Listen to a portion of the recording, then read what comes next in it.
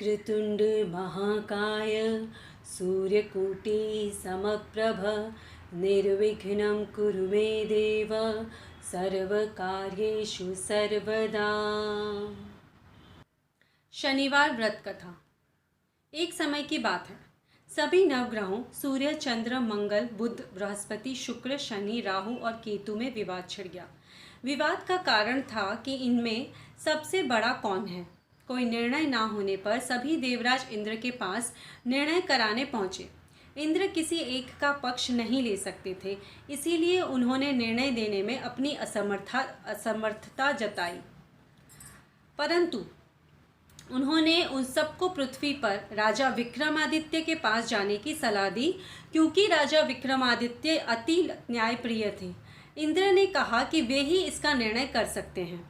इंद्र की सलाह से भी ग्रह एक साथ राजा विक्रमादित्य के पास पहुंचे और अपने आने का कारण बताया। राजा इस समस्या से अति चिंतित हो उठे, क्योंकि वे जानते थे कि अगर उन्होंने किसी एक को बड़ा बता दिया तो बाकी ग्रह कुपित हो उठेंगे। तब राजा को एक उपाय सूझा।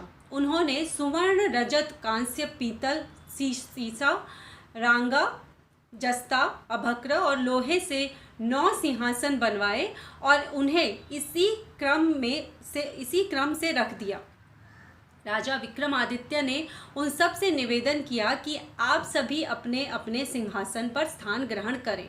जो भी अंतिम सिंहासन पर बैठेगा वही सबसे छोटा होगा।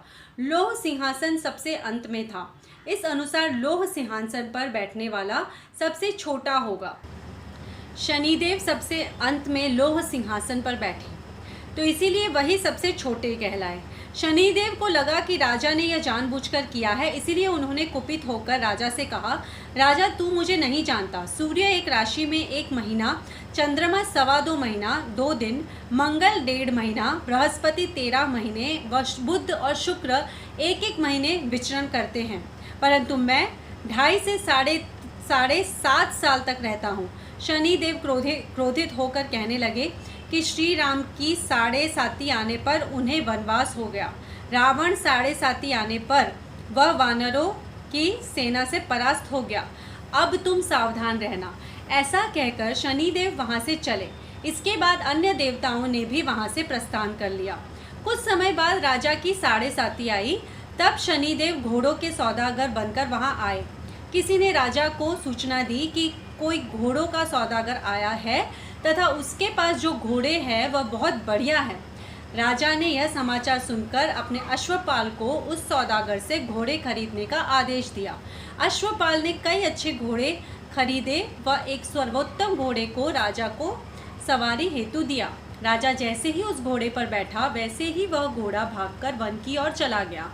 वन में काफी अंदर पहुंचकर वह घोड़ा गायब हो गया और राजा भूखा प्यासा जंगल में भटकता रहा। भटकते भटकते राजा को बेहद प्यास लगी। तब एक ग्वाले ने उसे पानी पिलाया। राजा ने प्रसन्न होकर उसे अपनी अंगूठी दे दी। वह अंगूठी देकर राजा आगे चल दिया और एक नगर में पहुंचा। वहां उसने अपना नाम उज्जैन निवासी विका बताया। वहां एक सेठ की दुकान से उसने जल इत्यादि पिया और कुछ विश्राम भी किया। भाग्यवश उस दिन सेठ की बड़ी बिक्री हुई। सेठ खुश होकर उसे खाना खिलाने के लिए अपने साथ घर ले गया। वहां उसने एक खूंटी देखी जिस पर एक हार टंगा था। राजा ने देखा कि खूंटी उस हार को निगल रही है और थोड़ी देर में पूरा हार गायब हो गया। सेठ ने समझा कि विका ने हार चुराया है। उसने विका को कोतवाल के पास पकड़वा दिया। फिर राजा ने भी उसे चोर समझकर उसके हाथ पैर कटवा दिए। वह चैरंगिया बन गया और नगर के बाहर फिकवा दिया गया। वहां से एक तेली निकल रहा था। उसे राजा पर दया आई और उसने विका को अपनी गाड़ी में बैठा लिया। वह अपनी जीप से बैलों को हाँकने लगा। उस काल राजा की शनि दशा समाप्त हो गई। वर्षा ऋतु आने पर राजा मल्हार गाने लगा। तब वह जिस नगर में था वहाँ की राजकुमारी मन भावनी को वह इतना भाया कि उसने मन ही मन प्रण कर लिया कि वह उस राग गाने वाले से ही विवाह करेगी। उसने दासी को राग गाने वाले को ढूंढने के लिए भेजा। दासी ने बताया कि वह एक चौरंगिया है, परंतु राजकुमारी ना मानी। अगले ही दिन से राजकुमारी अनशन पर बैठ गई कि विवाह करेगी तो उसी से।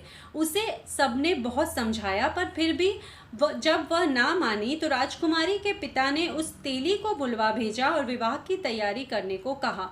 फिर उसका विवाह राजकुमारी से हो गया। एक दिन सोते हुए स्वप्न में शनिदेव ने राजा विक्रमादित्य से कहा, राजन, देखा तुमने मुझे छोटा बताकर कितना दुख झेला है। तब राजा ने उससे क्षमा मांगी और प्रार्थना की, हे शनिदेव, जैसा दुख मुझे दिया है किसी और को ना देना।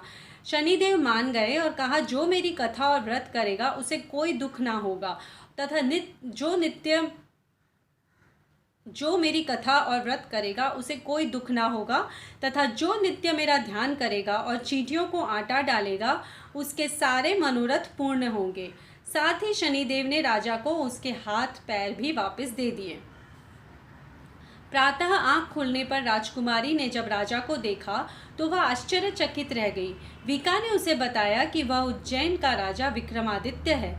सभी अत्यंत प्रसन्न हुए। सेठ ने जब यह सुना वह पैरों पर गिरकर क्षमा मांगने लगा। राजा ने कहा कि वह तो शनिदेव का कोप था, इसमें किसी का कोई दोष नहीं है। सेठ ने फिर भी निवेदन किया कि मुझे शांति तभी मिलेगी जब आप मेरे घर चलकर भोजन करेंगे।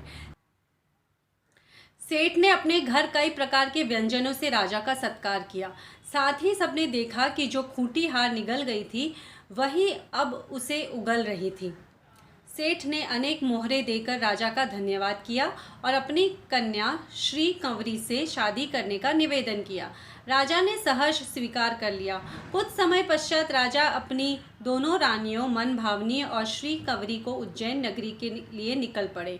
वहां नगरवासियों ने सीमा पर ही उनका स्वागत किया। सारे नगर में दीपमाला हुई, सबने खुशी मनाई। राजा ने घोषणा की, मैंने शनिदेव को सबसे छोटा बताया था, जबकि असल में वही सर्वोपरि है। तब से सारे राज्य में शनिदेव की पूजा और कथा नियमित रूप से होने लगी। सारी प्रजा ने बहुत समय खुशी और आनंद के साथ बिताया। जो कोई शनिदेव की इस कथा को सुनता या पढ़ता है उसके सारे दुख दूर हो जाते हैं। जय शनिदेव। ओम नमो भगवते वासुदेवाय नमः। ओम शनिश्चराय नमः। जय शनिदेव।